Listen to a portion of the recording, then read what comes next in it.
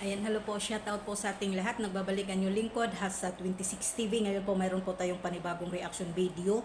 At bago tayo magsimula, isang mapagpalang araw po sa ating ama ng Kalingap. Sorry. Kuya Bal Santos Matubang, Ate Edna Kalingap Rab at Miss Jack Matubang, shoutout po. At syempre po, shoutout po sa mga sponsor na walang sawang tumulong dito sa Team Kalingap. Shoutout po sa inyong lahat. God bless more. At Kalingap Reactor, shoutout po sa inyong lahat.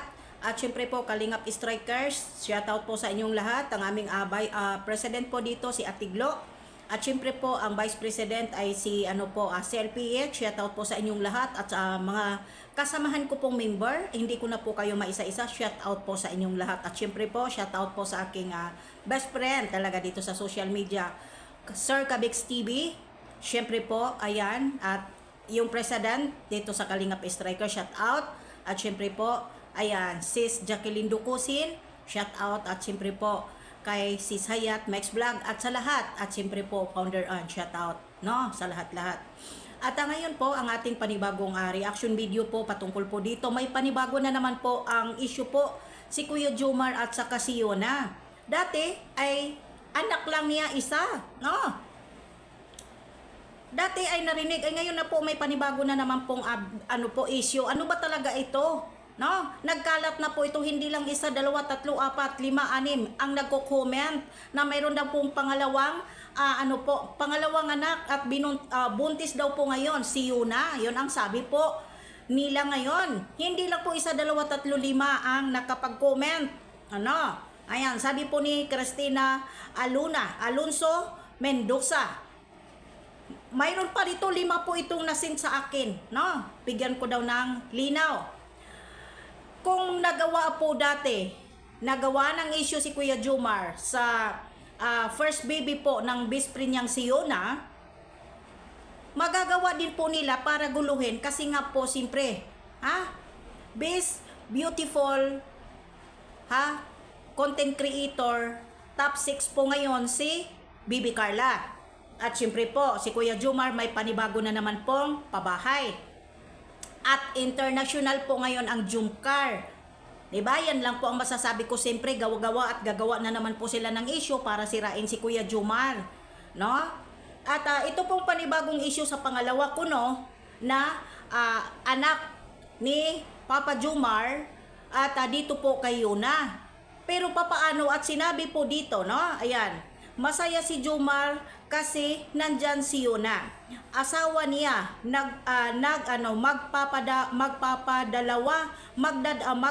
magdadalawa na ang anak ni Jomar.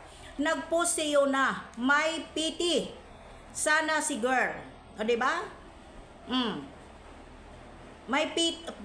Sana si girl. Ayan po daw ngayon. Wala na siguro, pinatanggal na ni Jomar. Ito po ba ay may katotohanan? Ito po ba ay haka-haka lang? Pero bakit po nila nasabi ito na may post po si Yuna at may PT pa? Alam po natin ano ang PT po, no? At syempre po, bakit nga po ba ito makapag-comment sila ng ganito?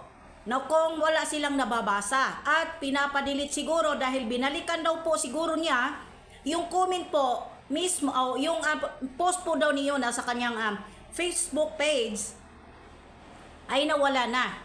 Sayang po. Sana po magbigay po kayo sa akin ng kalinawan, Madam Cristina. Sayang po, no? Madam Cristina, hahamunin kita. O kung sino po dito ang nakapag-screenshot po ng post na binintang ninyo kay Kalingap Jomar, no?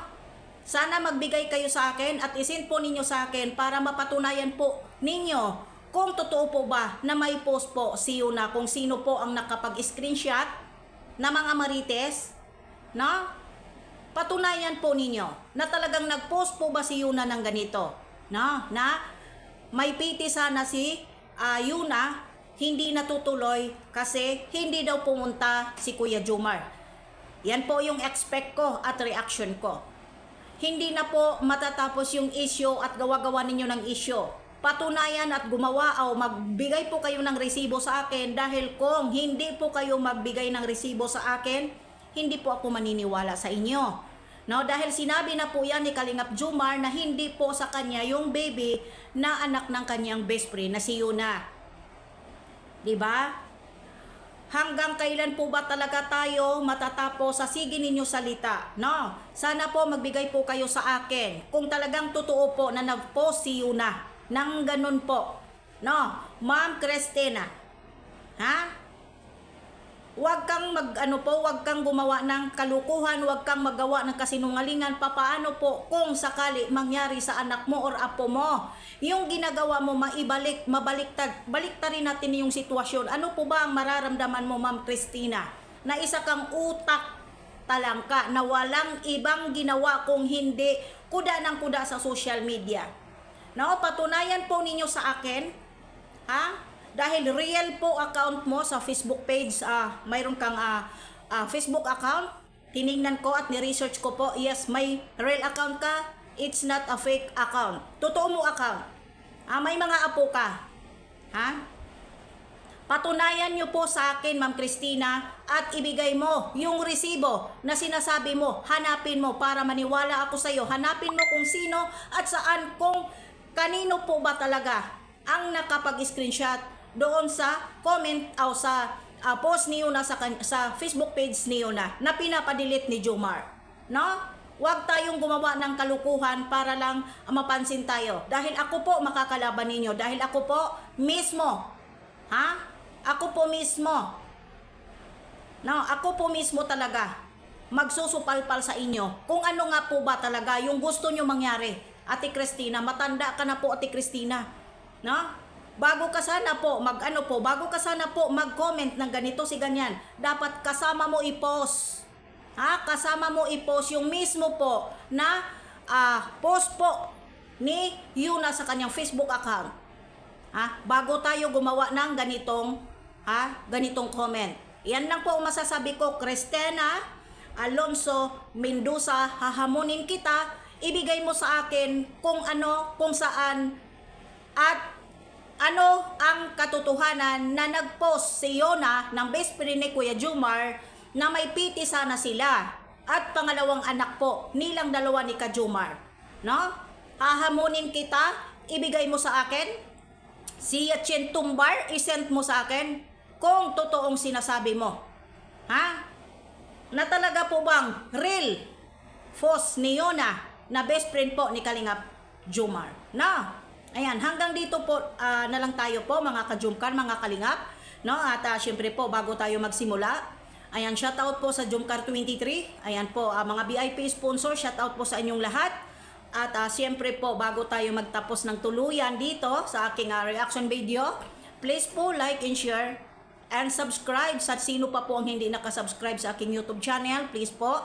And thank you and God bless. Mamaya po may live po tayo. Pag-uusapan po natin yan kasi hindi po hindi po 1, 2, 3, 4, 5 po ang nandito sa akin. Iba-iba ang account. No? God bless po sa ating lahat. I love you.